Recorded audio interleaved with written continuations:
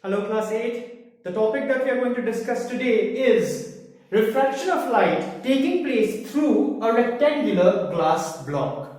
Now this is what a rectangular glass block looks like. Okay, so of course you can see it has 6 faces, of course. Alright, so it has a certain length, breadth, and of course it has a certain height, or you can also call it width. Alright, so this is what a rectangular glass block looks like. Now what I've tried to draw over here is only this rectangular face of the rectangular glass block. Alright, so this is actually a 3D picture, and I have only tried to draw, I have only shown over here this first rectangular face of the block, and we are going to see how refraction takes place through, or rather inside, and and we are going to see how refraction takes place through this glass block.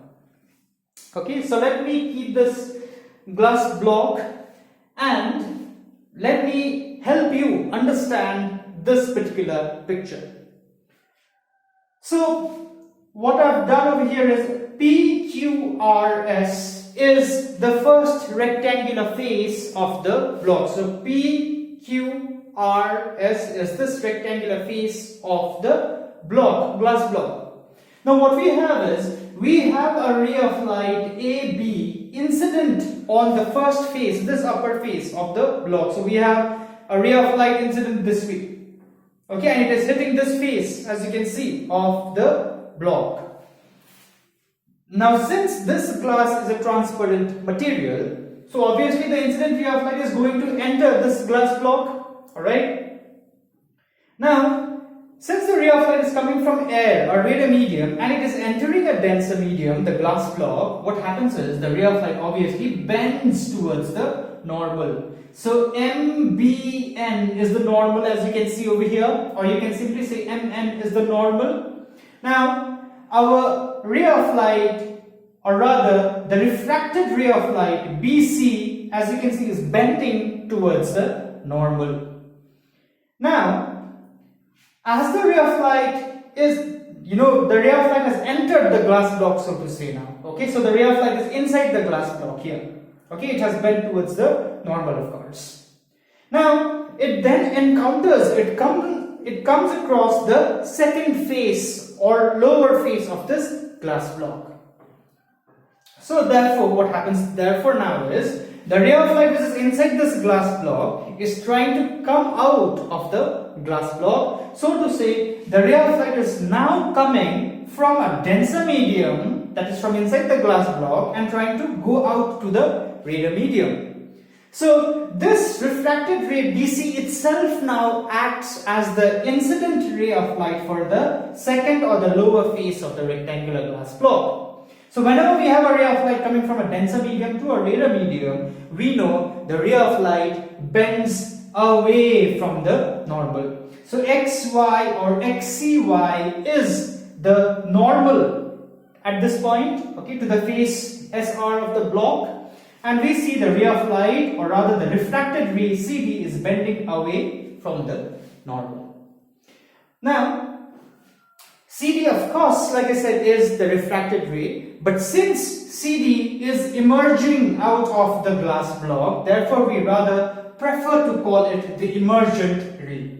So AB is your incident ray, BC is your refracted ray, but mind you, the refracted ray BC itself acts as the incident ray for refraction taking place on the second face or the lower face of the rectangular glass block. And CD, of course, since it is finally emerging out of the glass block, therefore we prefer to call it the emergent ray.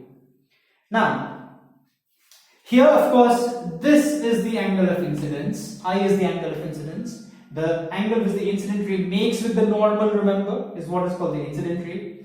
The angle which the refracted ray makes with the normal is what is called your angle of refraction. Okay, and let's call this E, or the angle of emergence. Now what is seen is, it is seen that the angle of incidence is equal to the angle of emergence. Okay, this has been experimentally found out, and you can also, find this out if you work an experiment on this rectangular glass block. The experiment you have to do when you reach class 9. You have to do this very experiment in class 9. But for now, you have to trust the words of the teacher, okay? So, it is seen that the angle of incidence and the angle of emergence are one and the same, are equal, so to say. Therefore, what is seen is this dashed line over here represents the original direction of movement of the incident ray. So the incident ray, if there was no glass block, was moving in this direction. Okay? So it is seen, since I is equal to E, therefore we can say the emergent ray CD is parallel to the incident ray AB. This is the direction of the incident ray, original direction of the incident ray, and it is seen that CD moves in the same direction. Only thing is, it is slightly displaced, as you can see, from the original direction of the incident ray. And this displacement, so to say, okay, so to say, this displacement is what is called lateral displacement. It's like the emergent ray has laterally displaced by this amount of distance, x amount of distance from the original direction of the incident ray. Therefore, this is called the lateral displacement. Alright, so do not forget, these are important points for you all. You have to learn to draw the picture. You have to draw this picture, of course. Do use your ruler to draw these pictures. Okay, it has to be straight, it has to be straight lines. And these things are important for you to understand here. The emergent ray is parallel to the incident ray, and this is what is called the lateral displacement. Remember that. So this is about refraction taking place through a rectangular glass block.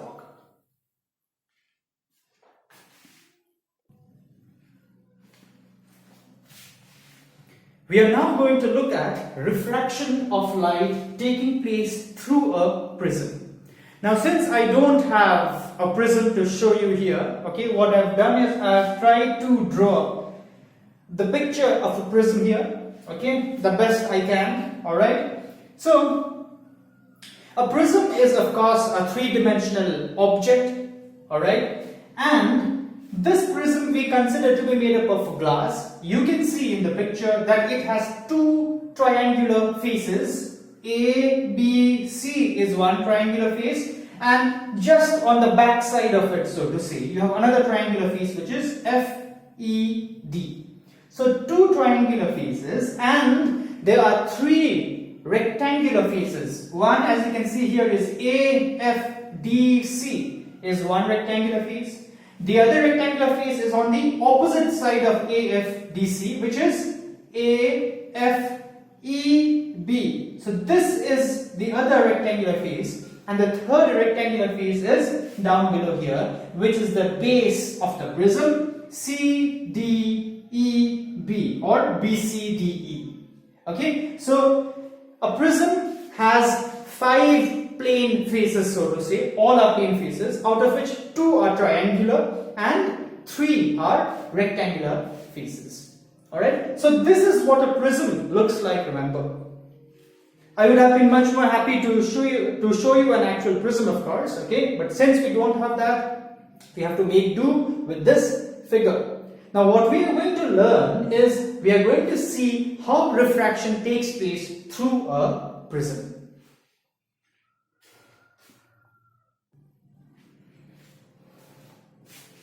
So the picture here shows how refraction takes place through a prism when the incident light is the light of a single color. Single color meaning it is either red or blue or green or yellow or orange, or a light of single color, so to say, okay. But it is not white light, remember. You've learned in class 7 also that white light is a combination of 7 different colors, V, I, B, G, Y, O, R. So this cannot be white light for refraction like this kind of a refraction happening, okay. We are going to study what happens in case of white light specifically.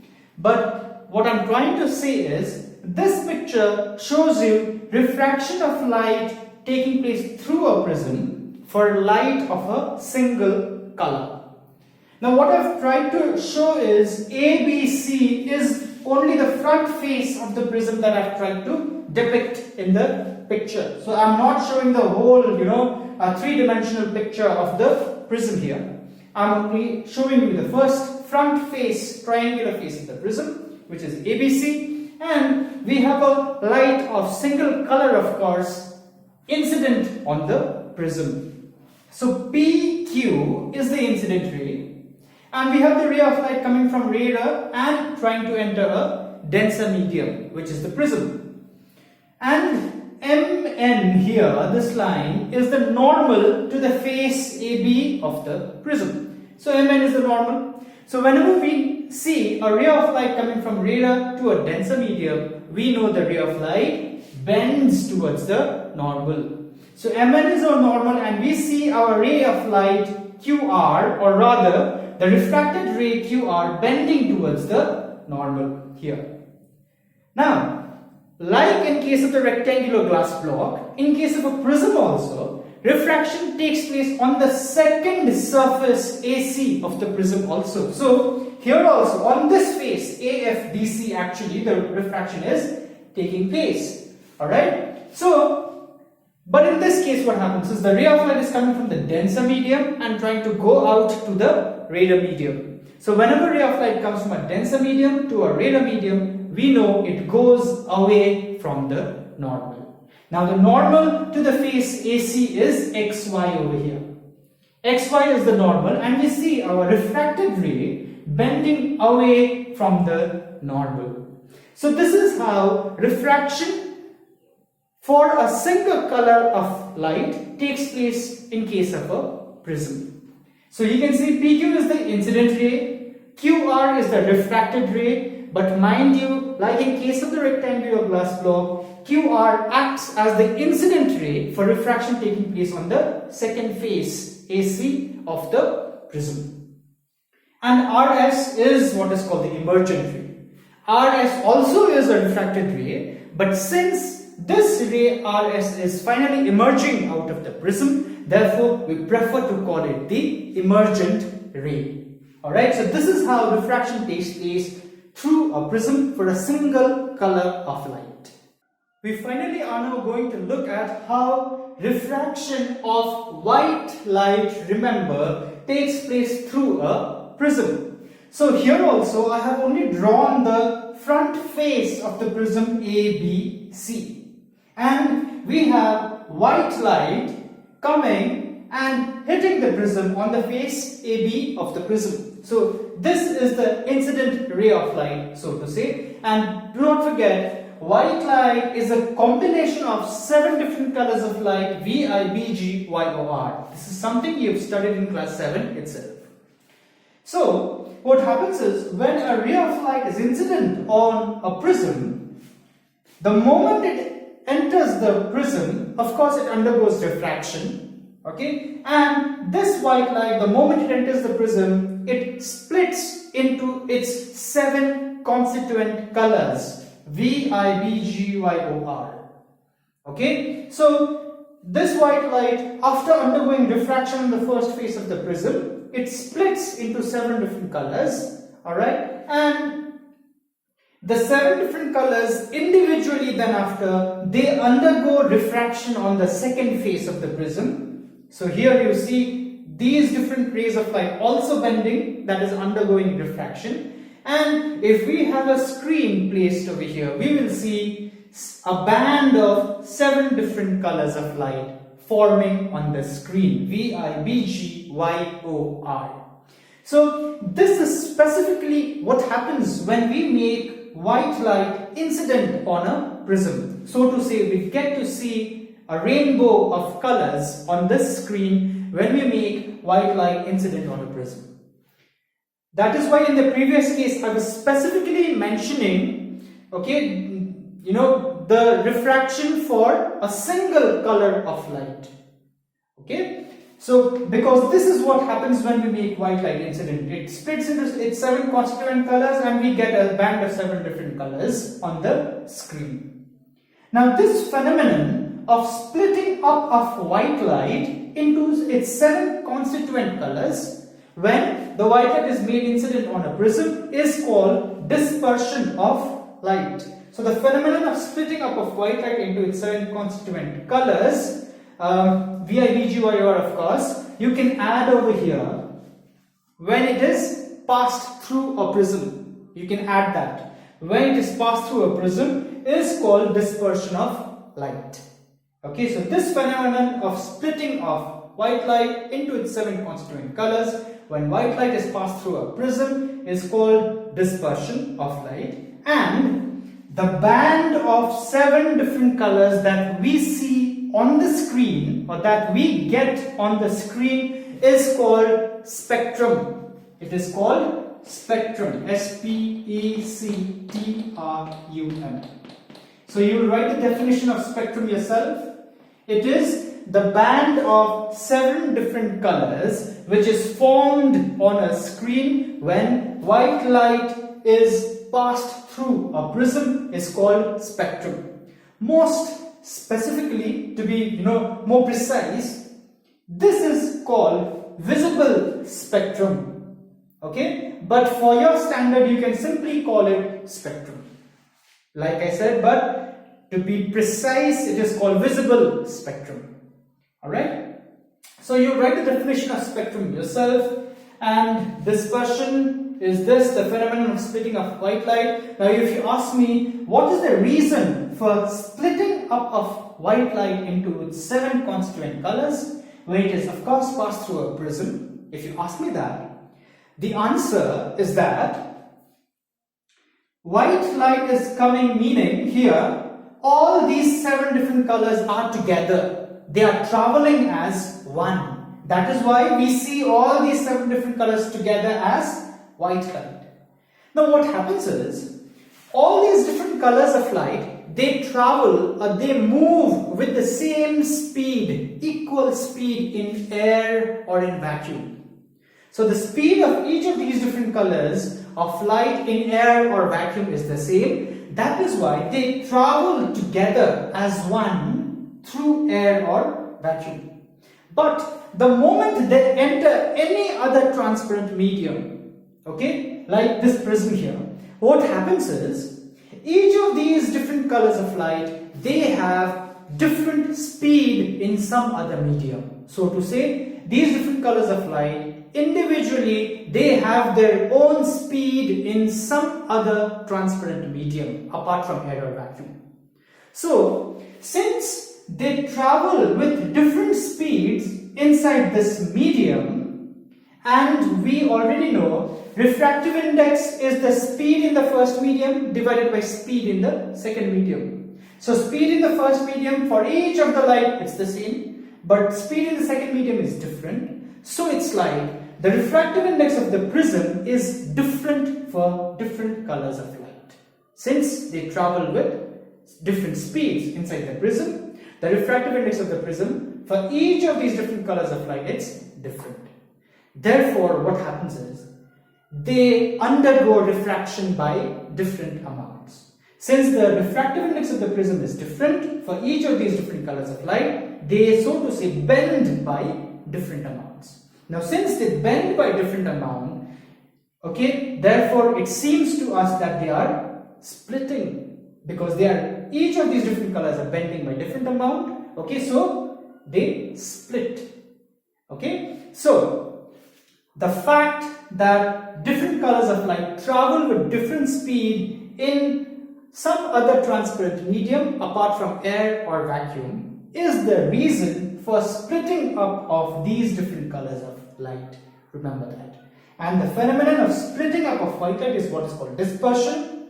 Spectrum definition, you write it yourself as I said. It is the band of 7 different colors that we get on the screen when white light is passed through a prism. So this is about refraction taking place through a prism.